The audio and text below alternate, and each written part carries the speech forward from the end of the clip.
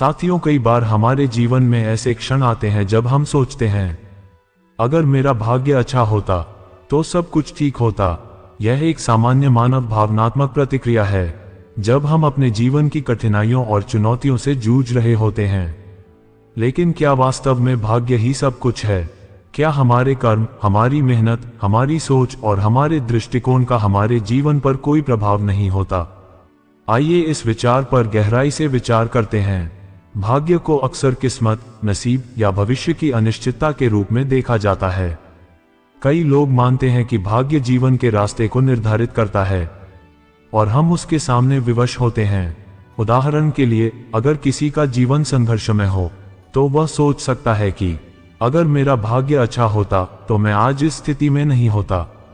भारतीय दर्शन में भाग्य और कर्म को एक दूसरे के पूरक के रूप में देखा गया है।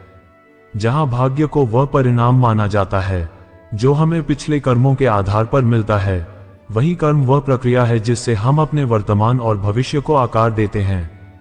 भाग्य हमारा प्रारब्ध हो सकता है, लेकिन कर्म हमारे हाथ में है।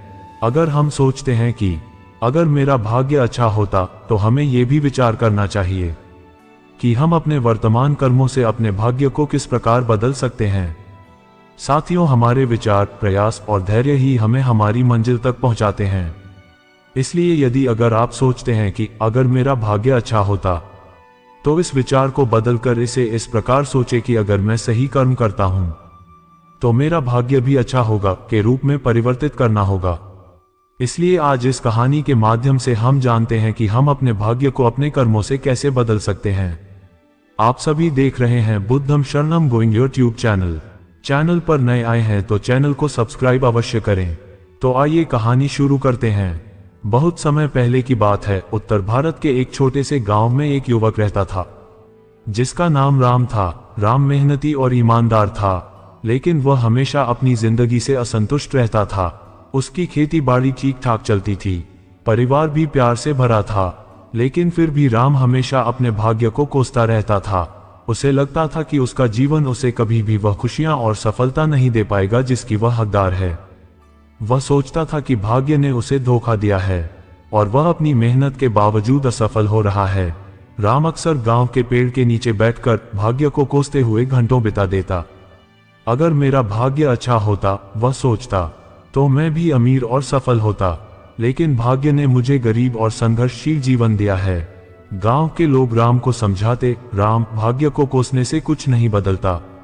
जो हो रहा है वह तुम्हारे कर्मों का परिणाम है।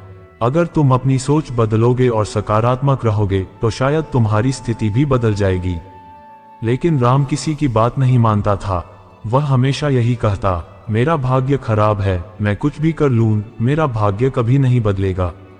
एक दिन गांव में एक बुद्ध भिक्षु आए। वह भिक्षु गांव के लोगों को शिक्षा देने के लिए दूर से आते थे।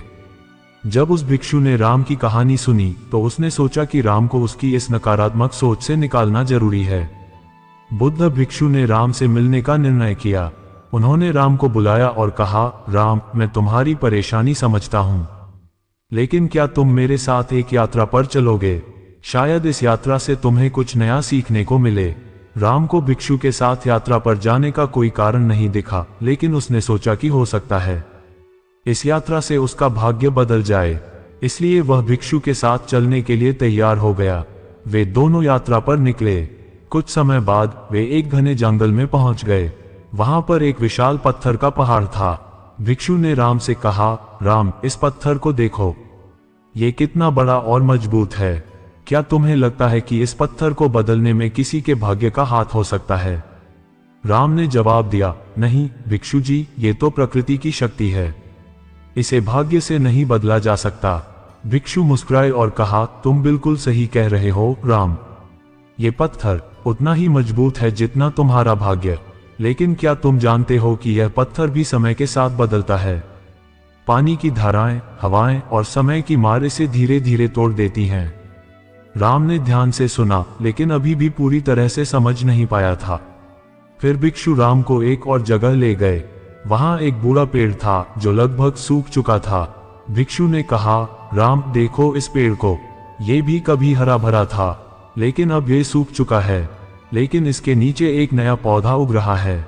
जीवन कभी खत्म नहीं होता, वह नई ऊर्जा के साथ फिर से उभरता है। राम ने भिक्षु की बातों को सुना और धीरे धीरे उसके मन में बदलाव आने लगा। उसने सोचा कि यदि पत्थर और पेड़ भी समय के साथ बदल सकते हैं, तो क्यों नहीं उसका जीवन भी बदल सकता है। क्यों नहीं वह अपनी मेहनत से अपना भाग्य बदल सकता है।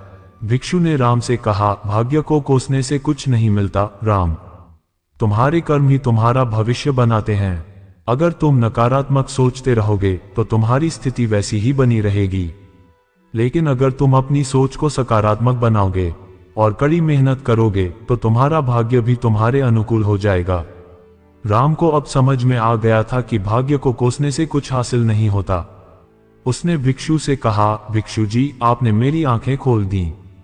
अब मैं भाग्य को दोष नहीं दूंगा, बल्कि अपनी मेहनत और सकारात्मक सोच से अपने जीवन को बेहतर बनाने की कोशिश करूंगा। उस दिन से राम ने अपनी सोच को बदल दिया। उसने अपनी खेती बाड़ी में और मेहनत की, परिवार के साथ अधिक समय बिताया और गांव के लोगों की मदद करने लगा। धीरे धीरे उसकी मेहनत और सकारात्मकता ने उसका भाग्य बदल दिया।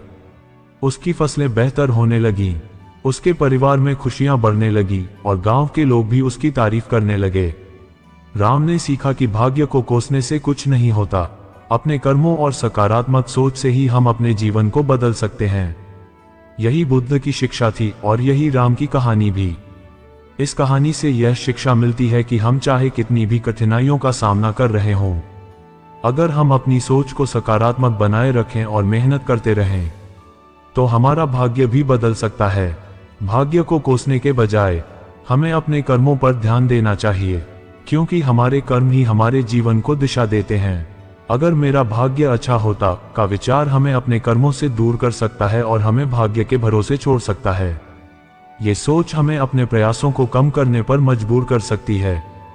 इसलिए यह महत्वपूर्ण है कि हम अपने भाग्य को दोष देने के बजाय अपने कर्मों पर ध्यान दें, अपने विचारों को सकारात्मक बनाए रखें और धैर्यपूर्वक अपने लक्ष्यों की ओर बढ़ें। भाग्य एक अज्ञात शक्ति हो सकती है, लेकिन हमारी मेहनत, संकल्प और सोच ही हमें हमारी मंजिल तक पहुंचाते हैं। तो अगली बार जब आप सोचें, अगर मेरा भाग्य अच्छा होता, तो उस सोच को बदलकर यह कहें, मैं अपने कर्मों से अपना भाग्य बदल सकता हूं, और उस दिशा में अपने प्रयास शुरू करें। आपका भविष्य आपके अपने हाथों में है।